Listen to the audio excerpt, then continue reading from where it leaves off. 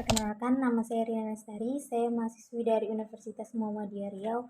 Pada video kali ini saya akan menjelaskan atau memaparkan materi dari mata kuliah analisis perilaku dan evaluasi kinerja pada pertemuan kedua sampai pertemuan yang ketujuh.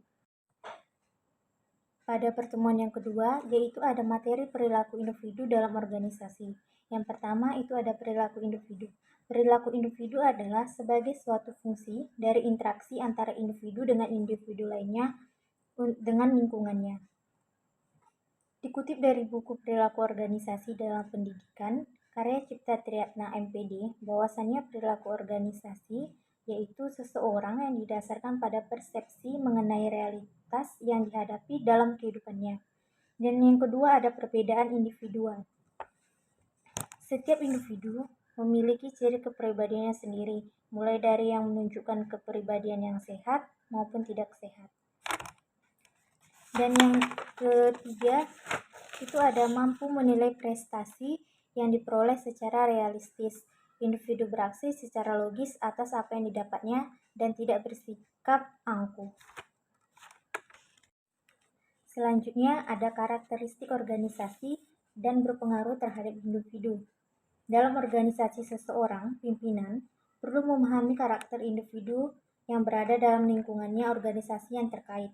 Hal ini harus dilakukan oleh pimpinan organisasi untuk menjalani sebuah satu-satunya peran, yaitu sebagai pengelola organisasi.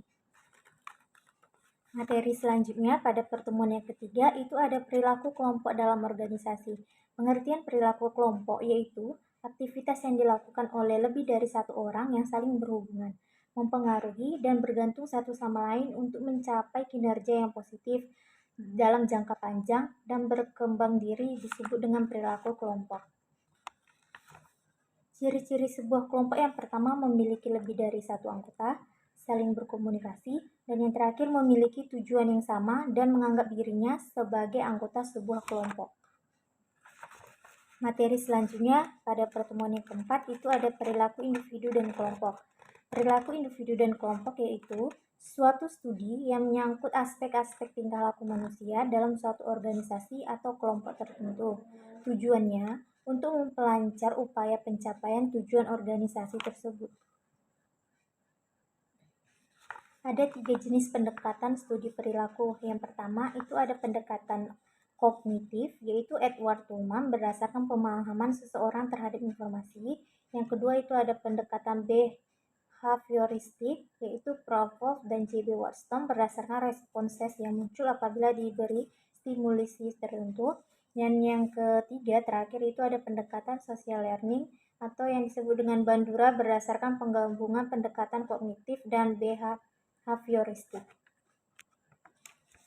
Persepsi adalah suatu proses di mana seseorang melakukan pemilihan, penerimaan, pengorganisasian, dan penginterpretasian atas informasi yang diterimanya dari lingkungan. Pada materi selanjutnya, pertemuan yang kelima yaitu ada konsep evaluasi kinerja. Evaluasi kinerja adalah memberikan nilai atas pekerjaan yang dilakukan oleh seseorang untuk memberikan imbalan, kompensasi, atau penghargaan. Evaluasi kinerja merupakan cara yang paling adil dalam memberikan imbalan dan penghargaan kepada seseorang atau karyawan.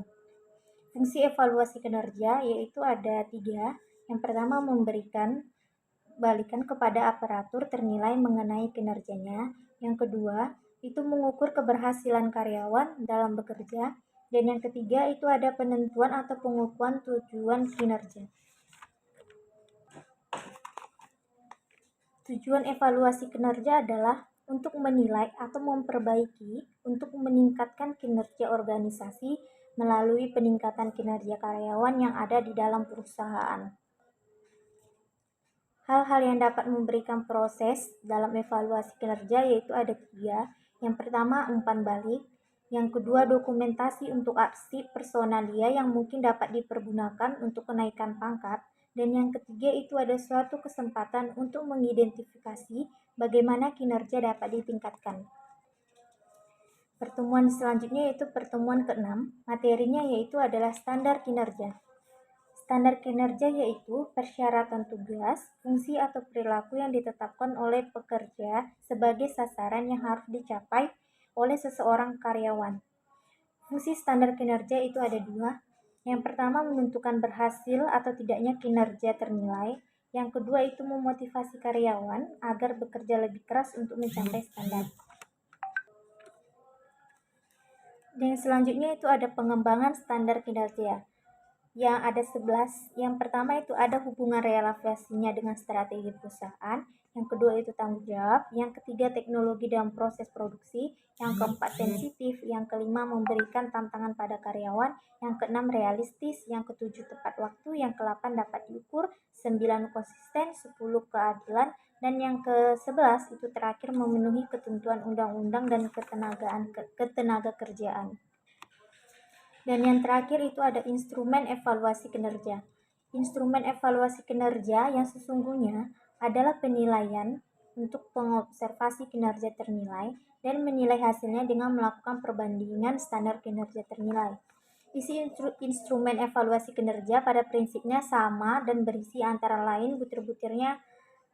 Yang pertama, itu ada nama organisasi atau perusahaan. Yang kedua, identitas karyawan. Yang ketiga, identitas penilaian. Keempat, masa periode penilaian. Kelima, butir-butir indikator kinerja. Keenam, deskriptif level kinerja. Ketujuh, catatan penilaian. Yang kedelapan, tanggapan ternilai atau penilaian. Yang kesembilan, tanda tangan penilai.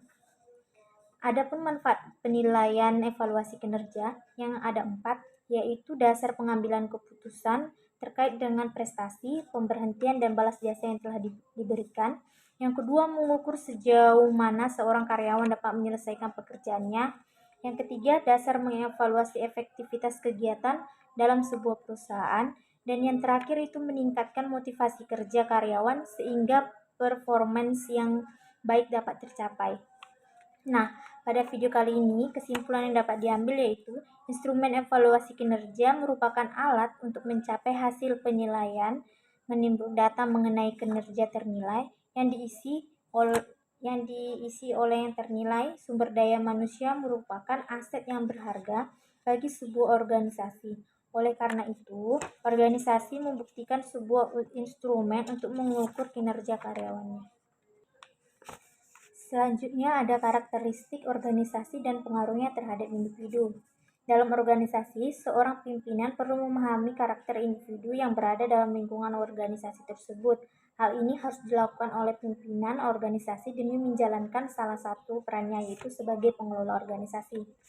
Pemahaman karakter individu juga perlu dilakukan tujuan organisasi dapat secara efektif dan efisien, karena manusia merupakan salah satu komponen dalam suatu organisasi yang sangat penting dan penggerak organisasi.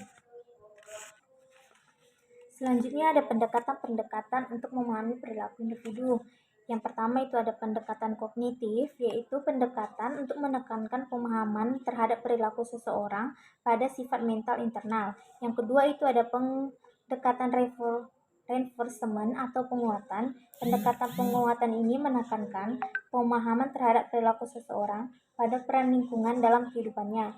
Lingkungan dipandang sebagai suatu sumber yang dapat menghasilkan dan memperkuat respons perilaku. Dan yang ketiga itu ada pendekatan psikoanalisis.